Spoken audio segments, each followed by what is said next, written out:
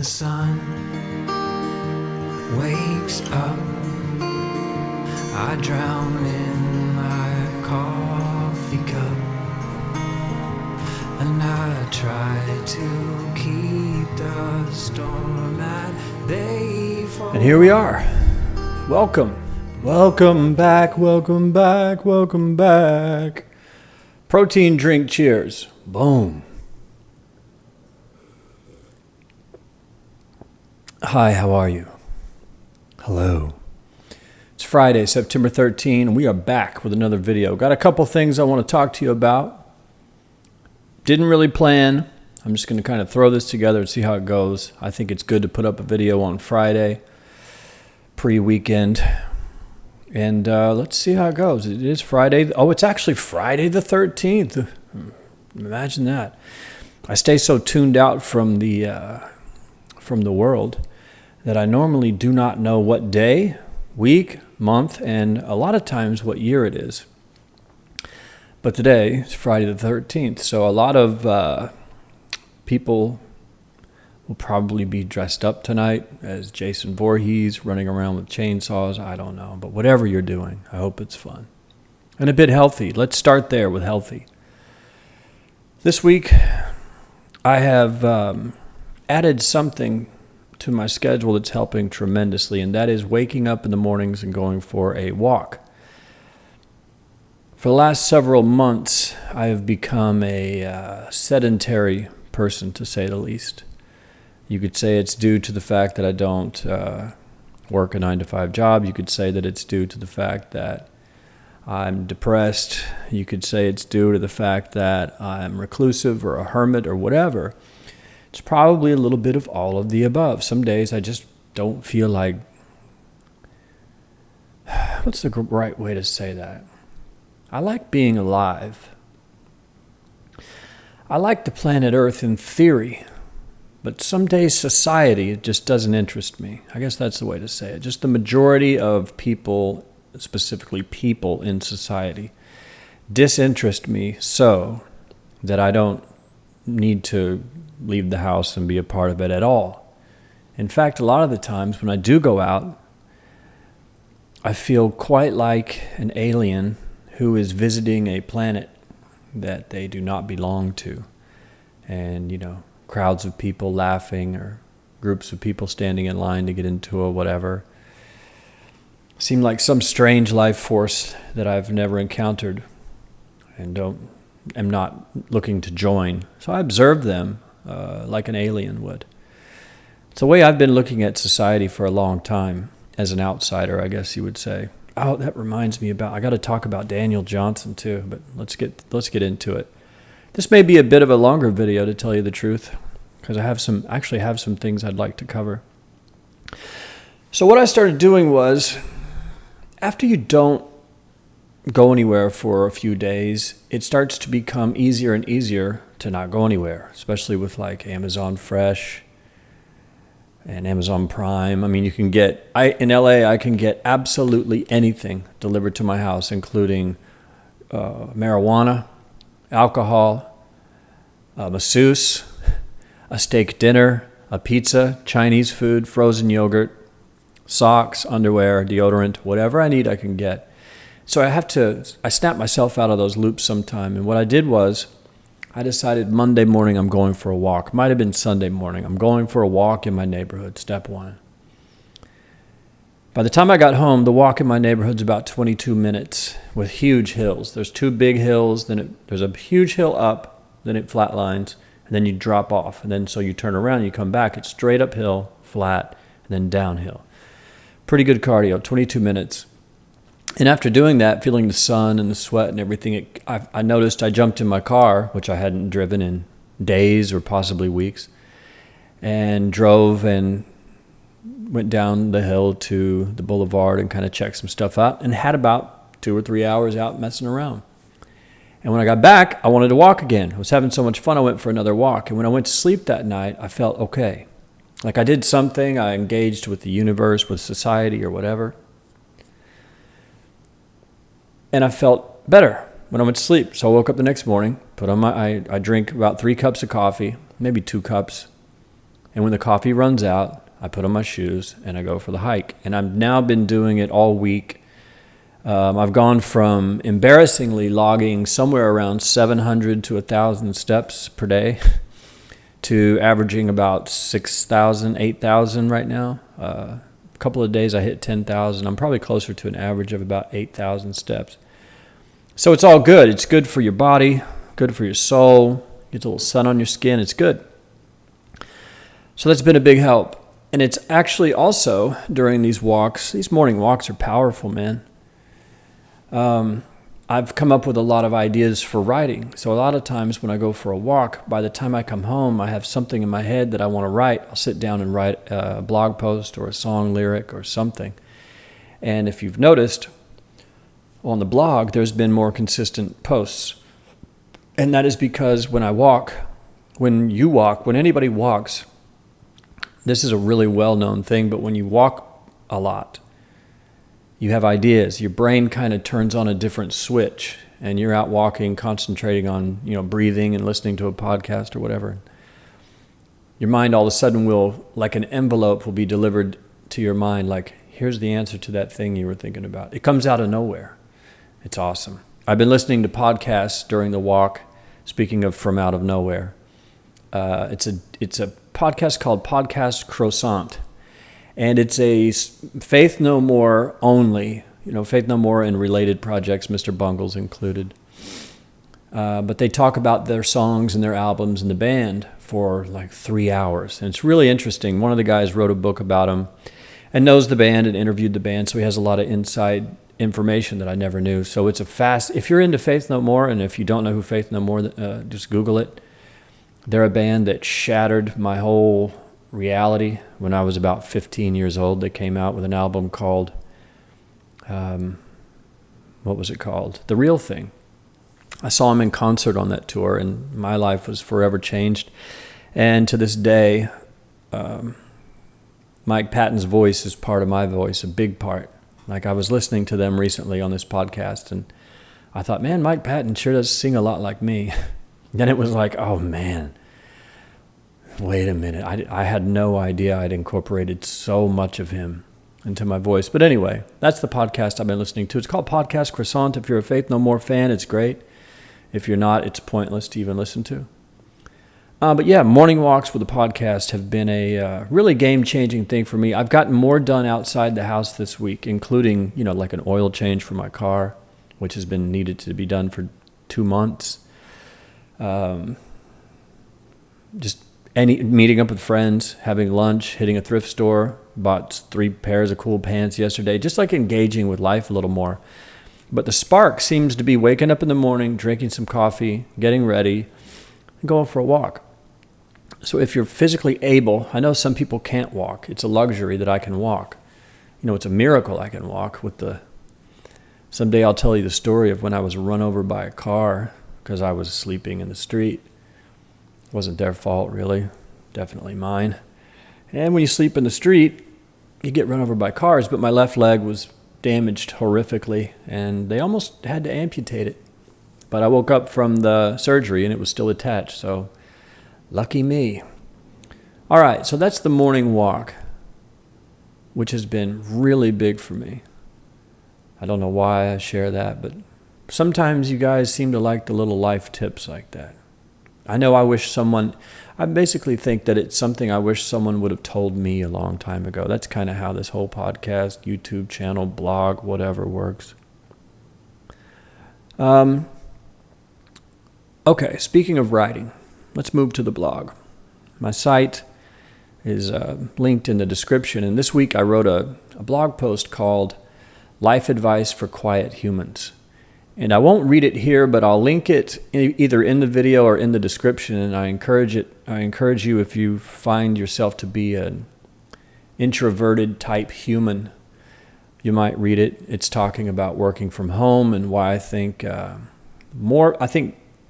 due to artificial intelligence and automation of most jobs that people are doing now, I think the job market is going to crash, or it's dwindling. I think it's starting now to find a way to work from home for yourself. Doing anything is probably a good idea. just in case. You could start, planting the seeds now, because it will take time, years for you to understand and figure it all out and find something that works. But the key of the post is that if you're a quiet person, if you're a social butterfly and you need to be in an office and you need to be surrounded by people and you get off on that, that's cool. I'm not. I used to have to drink a lot of booze just to be able to get into a social situation, and then I'd be so drunk I'd ruin it, So these days I've learned what I like, and one thing I like is quiet and being home. I like a little chaos from time to time, but I like a controlled home environment, like a nest. And I think most people are intimidated to work from home because they say, well, I have to pay the bills. And my counter argument is, why are your bills so high? What would you be willing to sacrifice to never have to go to a 9-to-5 job again? Would you give up the new car? Would you give up your Yeezys? Would you give up do you really need a $1,000 iPhone? No. Do you need a $4,000 laptop? No. Do you need to go out to dinner 6 nights a week and get drinks and wine and all that? That's hundreds and hundreds, if not thousands of dollars a month that you may not even need to spend. And most of us are earning a living to pay for bills that we get for things we don't really need. Well, there's an old quote about that I can't say verbatim, but it's something like, we work jobs that we hate to buy things that we don't need to impress people who we don't really care about. It's really true. And then the other part of the article is, so the first part's about just if you reduced your income to the necessities, could you come up with something then? Like, what if you could get your bills under $1,000 a month? Could you find a way to make $1,000 online selling something, flipping things off eBay? It starts to get real easy if you can get the numbers down. Get rid of the new car with the big payments, get yourself a bike or an e-bike or a used car. A lot of cool ways you can do it. But then the other half was, well, now I don't know what I'm saying. It's not easy. No, I guess that was really all it was about. And the last paragraph says, I consider myself a quiet human. I prefer a quiet day at home over a loud day out. If you are a quiet human like me, one of the greatest gifts you can give yourself is to set your life up in a way that allows you to only leave home when you want to. And it's true. Being able to only leave home when you want to is a gift. And that's definitely something I'm grateful for. I haven't had to have a job for a long time. And that's very good for a guy like me. Okay. So that's the blog post. Check it out if you want to.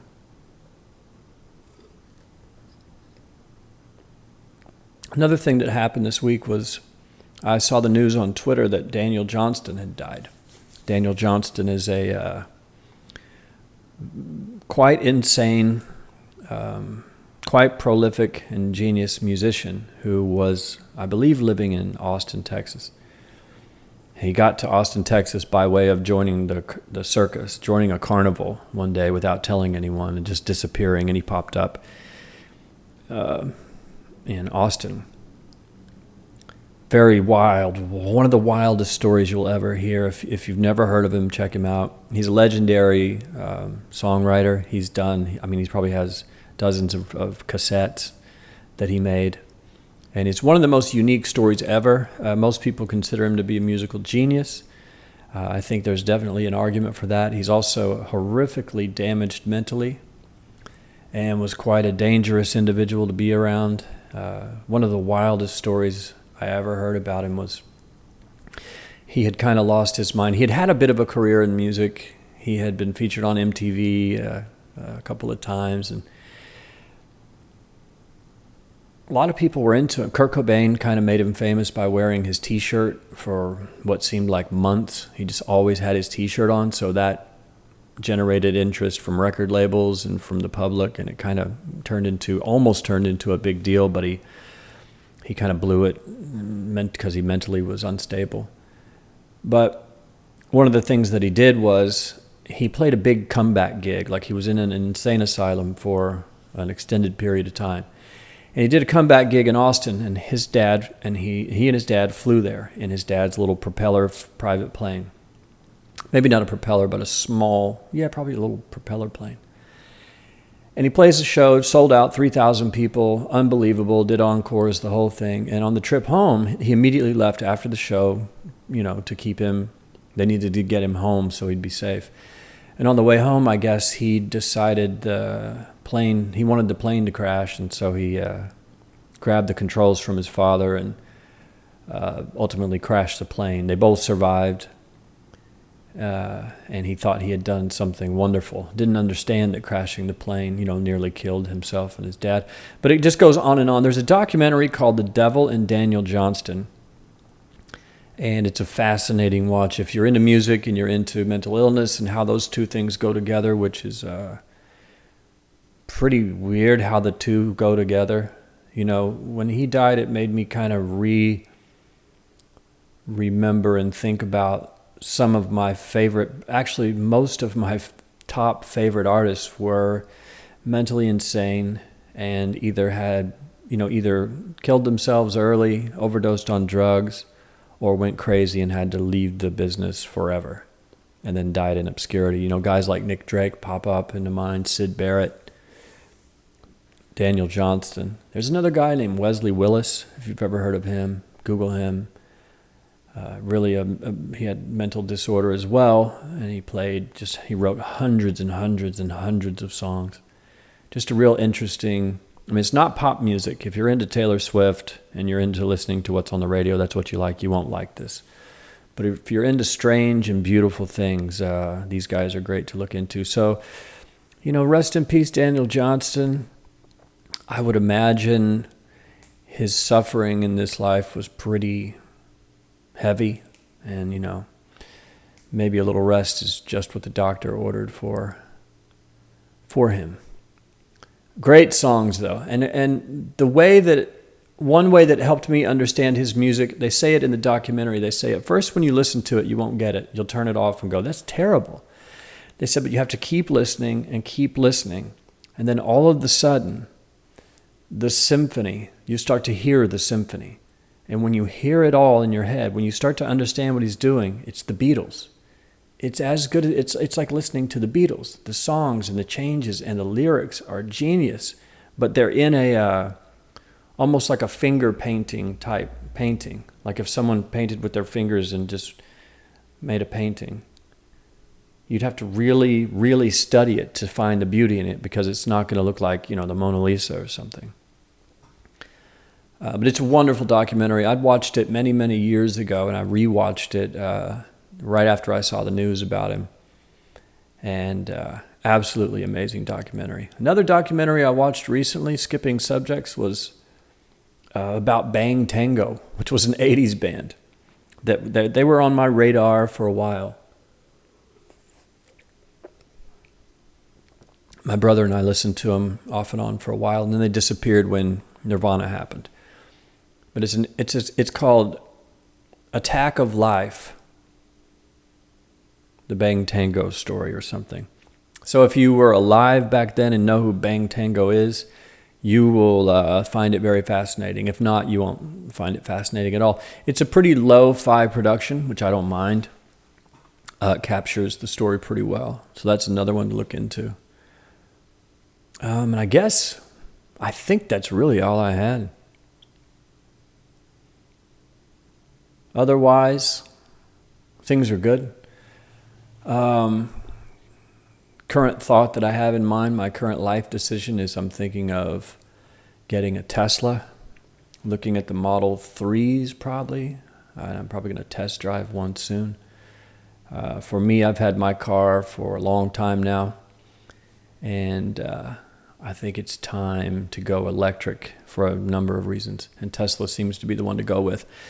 If you guys have a Tesla or have a horror story or a happy story about it, I'd love to hear it in the comments. And that's really it. This week, I also booked a show for next week. Pretty cool. A friend of mine from the Tulsa days, Tulsa, Oklahoma is where I moved here from 10 years ago. And a friend of mine from there that used to help my band there hit me up. He goes, hey, when's your next show? I said, I don't know.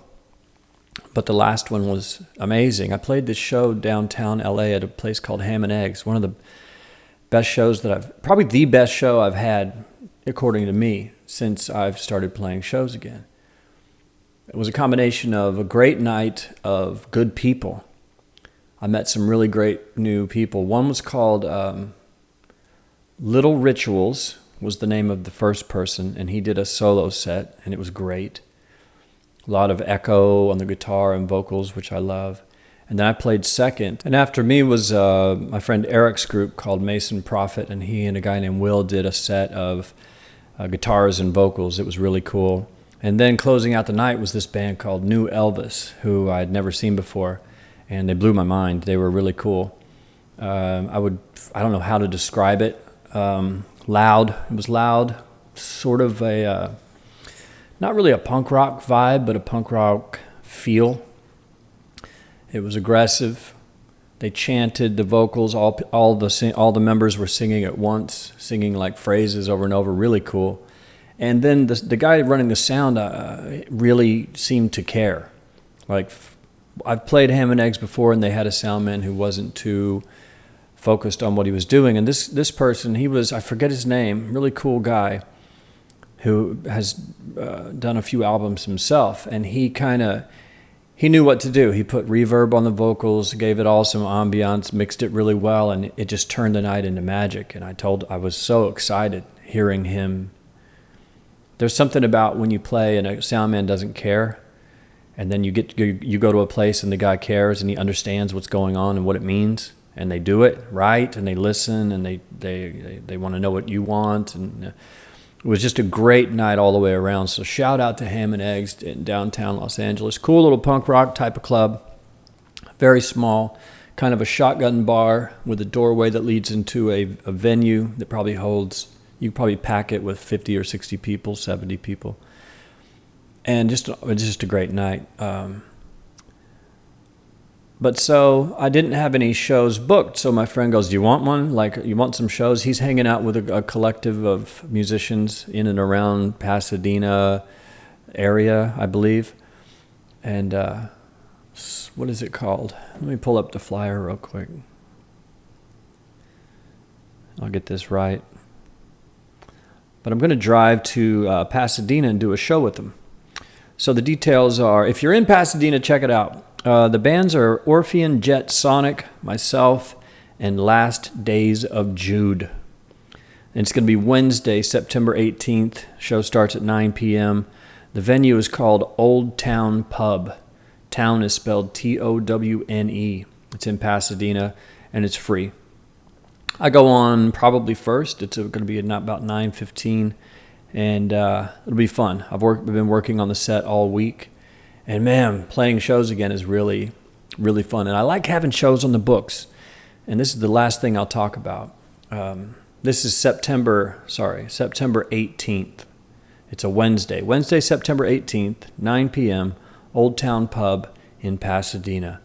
Myself, Orphean Jet Sonic, Last Days of Jude. It'll be fun. So shout out to Joe for helping out with the show. It's been a long time since we've worked together on anything related to music, so that was pretty cool. And yeah, playing shows again is great. And this may be a little something that you can stick in your hat and use as well. But what I've noticed is that I feel a lot better when I have something on the books. For me, it's musically. Let me say this the right way. I like to have something I'm looking forward to. I need to have something to look forward to. Because I've set my life in a way that I can kind of choose my own adventure. And for many years now, it seems like my choice was to do nothing, which was honestly a childhood dream of mine, just to be left alone and do nothing.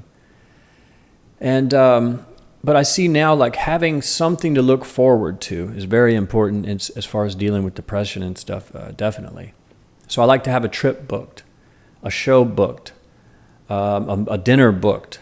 Something on the books that I'm saying, okay, in a week I have that to look forward to. I'm going to this place, or my friends are coming here, or I've got a show in Pasadena. And when I have something to look forward to, it kind of energizes me a little bit, especially with a show, because I have to rehearse. Like, I want to go prepared, so I play the set once or twice a day, every day until the show date gets here. And it really, really helps me personally. Like, I love having nothing to do, but I need to have something I'm looking forward to feel good, to feel happy. I noticed this months ago when some friends of mine were coming to town, and having that to look forward to really sparked my whole life. I started buying furniture, cleaning my house, thinking about what cool stuff we could do, and it gave me something to do. It's pretty cool. Because I'm the type of person that otherwise would just be at home talking to a computer camera with a light shining in my eyes, listening to the doorbell ring with my Amazon Prime delivery. Because one place I'm not going to go is the grocery store. Anyway, that's it for today. Protein cheers on the way out. Boom. Thanks for tuning in. If you're in Pasadena, come see me next week, September 18th, Wednesday, Old Town Pub. Otherwise, check out the blog, blah, blah, blah, comments, blah, blah, blah, the whole thing. That's it. And as always, I will see you in the future. And they said it'd go away with age, but no, it stayed, and it looks like another